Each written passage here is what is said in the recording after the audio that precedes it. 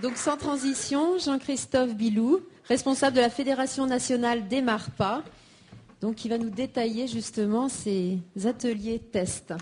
Bonjour à tous et à toutes.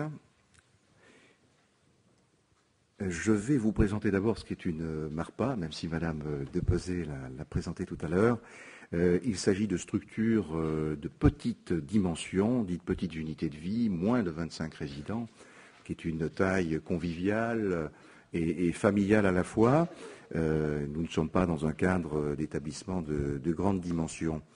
Et évidemment, cet accueil est dédié aux personnes, au soutien des personnes âgées fragilisées. Quand je dis fragilisées, c'est à la fois des personnes autonomes et en perte d'autonomie à la fois. Il n'y a pas de discrimination particulière à l'admission. Et c'est vrai que nous avons une attention, les MARPA ont une attention particulière à l'accueil, à l'hébergement et à la prise en charge de ces personnes fragilisées. Il y a aussi un autre principe auquel nous sommes attachés, c'est le principe de liberté. Liberté des résidents de recourir, par exemple, aux professionnels de santé de leur choix, de conserver leur médecin, par exemple, mais aussi de recourir ou pas aux prestations qui sont proposées par l'établissement. Il y a aussi un projet de vie personnalisée, ce qui rapproche l'accueil en MARPA et l'hébergement en MARPA de la vie à domicile. De même que la qualité du service rendu aux résidents et aux familles, qui est une notion également importante, puisque les établissements MARPA sont des établissements autorisés, ce qui implique de la part de ces établissements d'être évalués sur un cycle de 15 ans, auto-évaluation dans un premier temps, et évaluation par un organisme agréé dans un second temps. Ce qui, évidemment, apporte des garanties supplémentaires aux résidents accueillis. Et enfin, autre principe important, un accompagnement global est proposé aux résidents, à la fois un accompagnement qui est personnalisé, bien sûr, un accompagnement personnalisé du point de vue physique, mais aussi du point de vue psychique, avec ce qui est proposé aux résidents, plusieurs animations et des ateliers, justement, pour assurer le maintien, la préservation de l'autonomie le plus longtemps possible. Alors, quelques chiffres, évidemment. 25 ans d'existence, le concept MARPA date de 1987. Les premières MARPA ont été édifiées en 1990. 162 établissements, comme le disait Madame Depezé, 3500 personnes hébergées et 1000 professionnels salariés qualifiés, je le précise, puisque évidemment la formation des personnels en MARPA est un aspect très important pour la Fédération nationale et également pour les gestionnaires de MARPA. Quelques chiffres aussi. Il faut savoir que les petites unités de vie sont situées entre le domicile, vous l'avez compris, et l'établissement médicalisé. Les MARPA ne sont pas des établissements médicalisés. On verra toute l'importance que ça peut avoir tout à l'heure dans la présentation des ateliers. Moyenne d'âge des résidents, 84 ans, qui correspond plus ou moins à la moyenne d'âge des autres résidents, de la moyenne des résidents dans les autres établissements d'hébergement de personnes âgées. Et la durée moyenne de séjour est de 3 ans. Alors vous avez une photo, un aperçu du style de vie dans les MARPA. Et ensuite, passons au volet alimentation. Alors c'est vrai que le concept MARPA se caractérise par plusieurs éléments, dont évidemment la qualité, et particulièrement la qualité apportée à la préparation des repas, puisque tous les repas sont préparés dans l'établissement. Il n'y a pas de portage de repas, c'est un élément incontournable du concept, donc pas de portage de repas. Un aménagement aussi architectural spécifique, avec la possibilité pour chaque logement et chaque résident donc, de bénéficier d'une kitchenette où il peut préparer les repas lui-même. Mais il peut aussi venir partager les repas avec les autres résidents dans la salle à manger. On n'appelle pas ça un restaurant, mais une salle à manger. Et donc, évidemment, c'est une prestation qui est proposée, mais facultativement, aux résidents. Également, nous avons prévu de ne pas isoler la cuisine de la salle à manger dans l'établissement pour pouvoir avoir, si possible, quand les normes le permettent, quand les autorités administratives le permettent, d'avoir une cuisine ouverte, c'est-à-dire reliée directement à la salle à manger et donc aux résidents. Nous avons aussi prévu de prévoir l'aménagement d'un sas une petite salle, un petit espace entre la cuisine et la salle à manger, de manière à ce que les résidents puissent venir et participer à la préparation des repas. Alors ça peut aller de l'épluchage à la confection des repas eux-mêmes, évidemment. Il y a un grand degré d'intervention et de participation des résidents selon les établissements et selon évidemment leur personnalité. Il y a aussi une commission menu qui est aménagée dans certains établissements.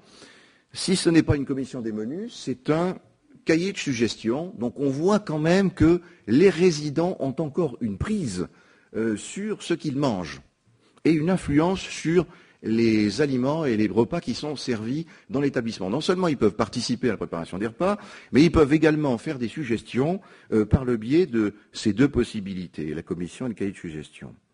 Alors il y a aussi dans certains établissements l'implantation de plans alimentaires en collaboration avec un ou une diététicienne. Je le disais tout à l'heure, il n'y a pas de portage de repas, c'est interdit dans les établissements MARPA. Donc voilà. Alors il y a aussi une autre dimension, c'est la participation des proches volontaires et de l'équipe au repas.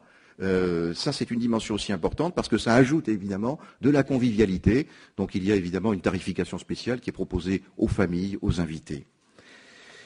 Nous privilégions également dans les MARPA une cuisine traditionnelle, évidemment en prise avec les préférences régionales qui ont une importance. Les deux intervenants précédents en ont parlé. Il y a aussi très souvent l'aménagement d'un jardin potager. C'est l'histoire très souvent d'un résident qui, à lui seul, aménage le jardin.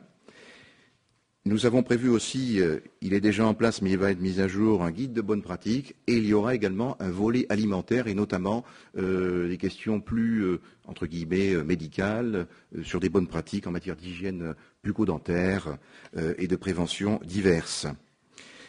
Et enfin, la formation des personnels qui est très importante. Ça, c'est une formation qui est obligatoire, notamment au niveau des normes HACCP, les normes liées à l'aménagement des cuisines et à la préparation des repas.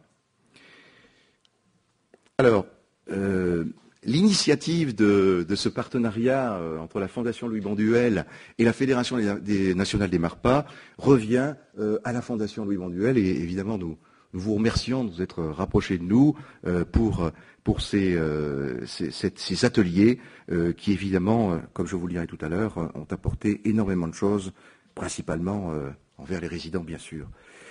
Alors, là, nous avons listé les différentes raisons qui nous ont amenés à nous rapprocher. Une expertise sur les questions de l'alimentation, bien sûr. Je vous ai dit que le concept MARPA datait de 1986, donc on a eu évidemment pas mal de recul par rapport à ces questions de repas et de préparation des repas dans les établissements d'hébergement personnes âgées, avec certaines études qui ont été réalisées.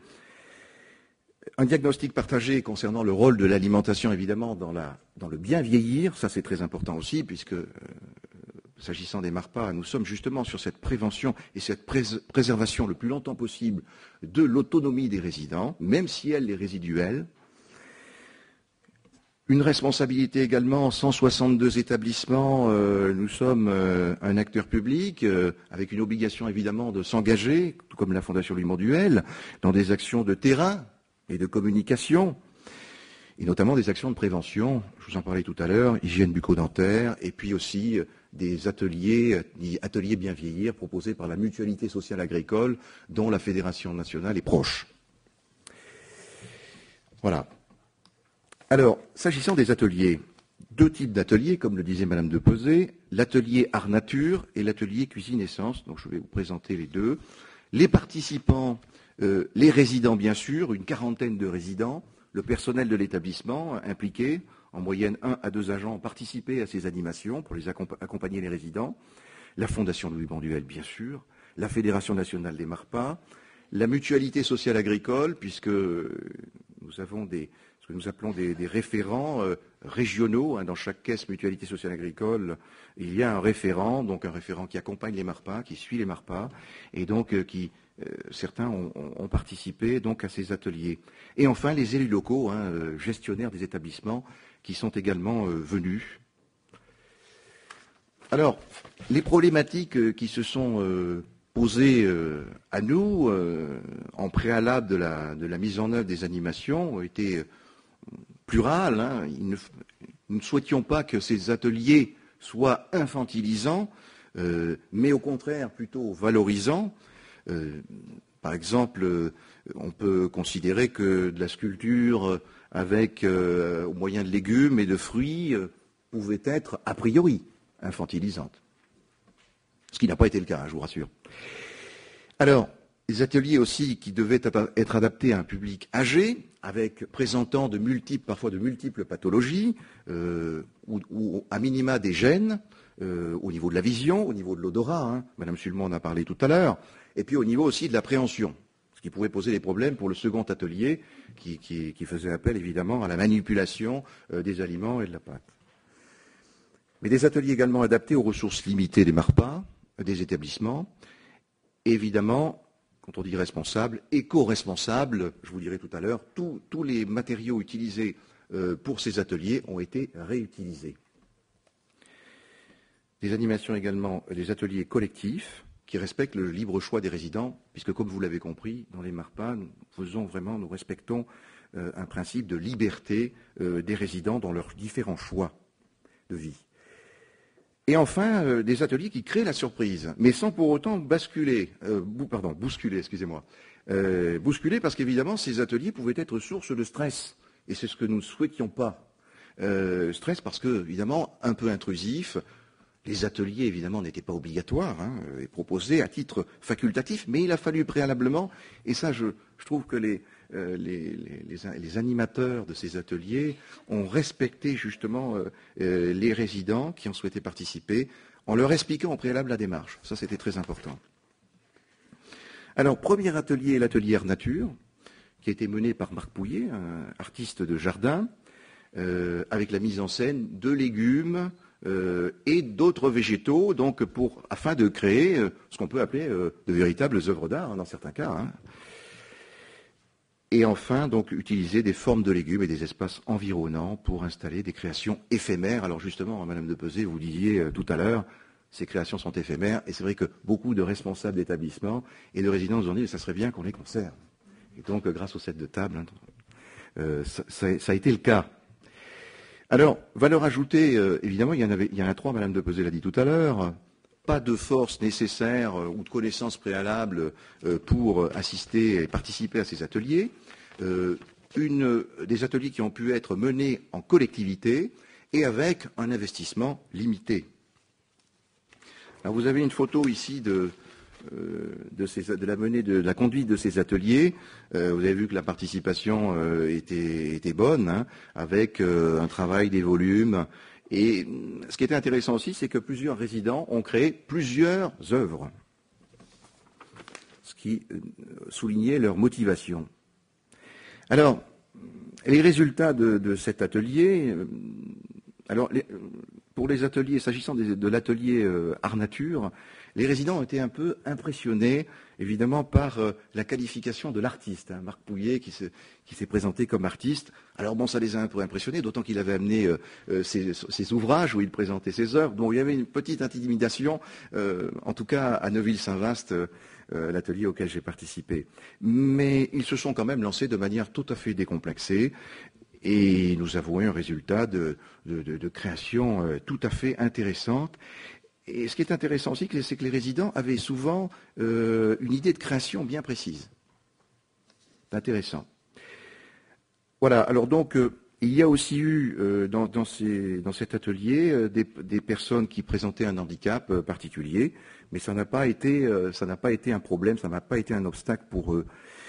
Intégrer des personnes aussi peu communicantes ou présentant des difficultés à s'exprimer, oui, bien sûr. Je me souviens d'ailleurs dans un des ateliers, une personne qui avait du mal à s'exprimer en français parce qu'elle avait passé une partie de sa vie en Espagne. Et pour autant, ça ne l'a pas empêchée d'être très, très motivée, très joyeuse, de prendre beaucoup de plaisir à participer à l'atelier. La valorisation, bien sûr, hein, vous en parliez tout à l'heure, les créations ont été réalisées. Évidemment, c'est aussi une reconnaissance des autres résidents, puisque les autres résidents ont reconnu, effectivement, ont valorisé les créations réalisées par leurs je ne vais pas dire leurs colocataires, mais en tous les cas leurs co-résidents. Évidemment, le jeu, la dimension du jeu très importante. Nous avons constaté que l'atelier Art Nature a suscité alors du plaisir, mais aussi de la créativité. Je pense que l'aspect créativité était beaucoup plus important d'ailleurs dans l'atelier Art Nature. Et puis il y a eu une véritable appropriation par les résidents. Et c'est vrai qu'on a eu diverses figures réalisées, des sapins de Noël, des rosaces, des croix de Lorraine également. Donc une grande variété dans les créations. Et puis évidemment la dimension partage est très importante puisque c'était un moment essentiellement de convivialité à travers des créations communes. Évidemment aussi beaucoup d'amusement. Toutes les œuvres ont été présentées, d'ailleurs les résidents ont présenté chacun à leur tour aux autres résidents et aux autres participants leur création. Voilà, alors l'atelier cuisine essence, nous en avons parlé tout à l'heure, il s'agissait en deux parties d'une identification gustative à l'aveugle et pour l'autre de création et dégustation, ce qui est aussi important, de chaussons salés et sucrés. Donc voilà, reconnaissance et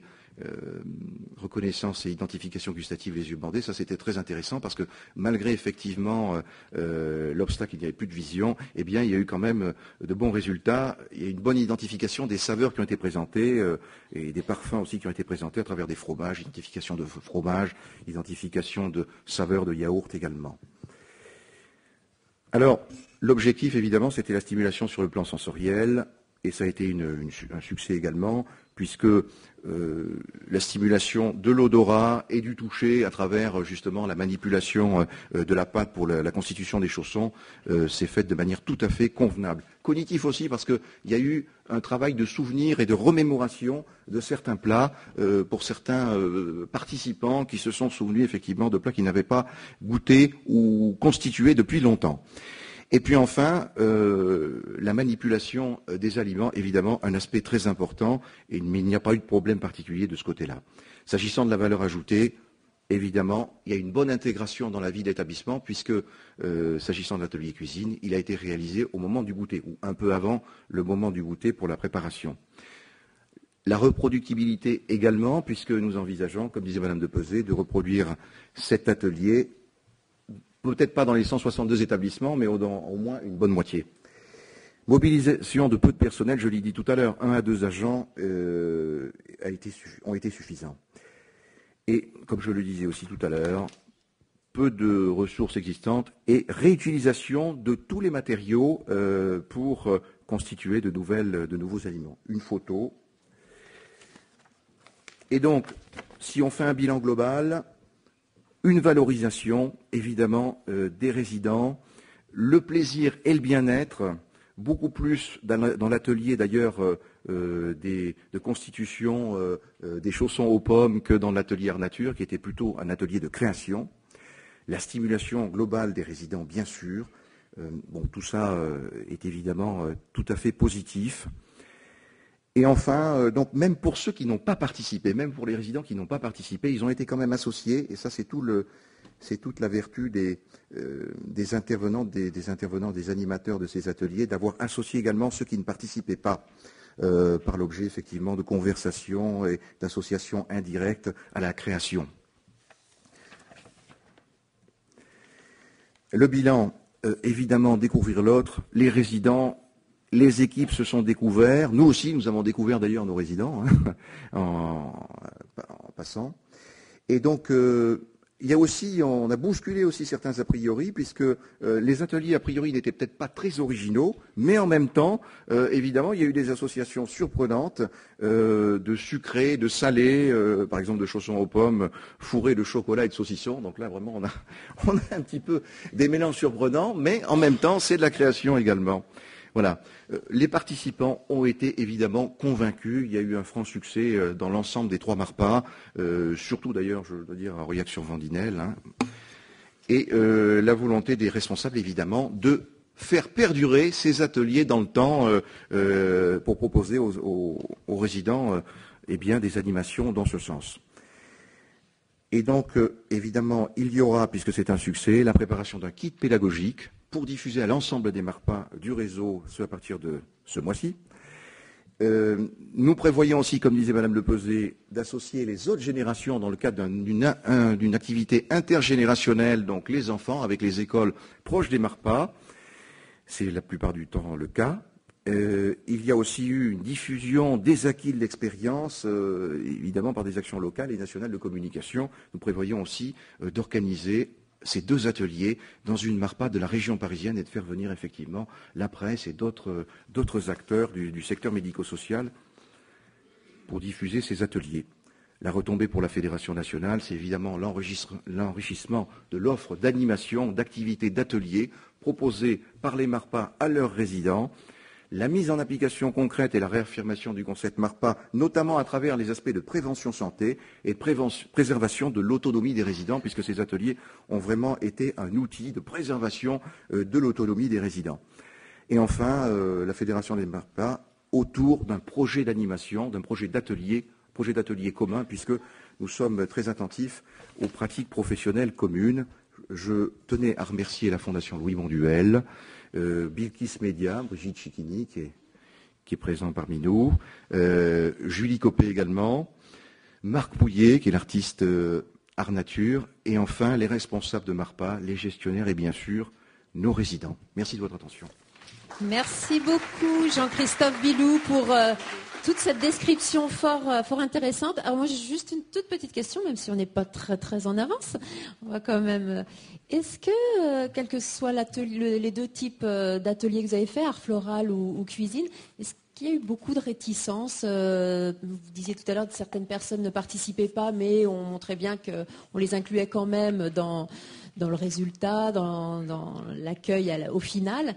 Est-ce qu'on a recensé beaucoup de résistance dans les personnes Non, vraiment, il y a eu une participation massive, notamment, j'ai le souvenir de l'atelier constitution de chaussons aux pommes et l'atelier dégustation dans une des MARPA, la MARPA d'Aurillac, il y avait quasiment tous les résidents étaient présents et ceux qui ne participaient pas directement à l'atelier y étaient associés, donc venaient participer, discuter avec ceux qui participaient justement à la création des objets ou la constitution des chaussons aux pommes. Donc ça a été vraiment un succès important. Quand on dit une quarantaine de résidents sur à peu près une 70, c'est quand même pas mal.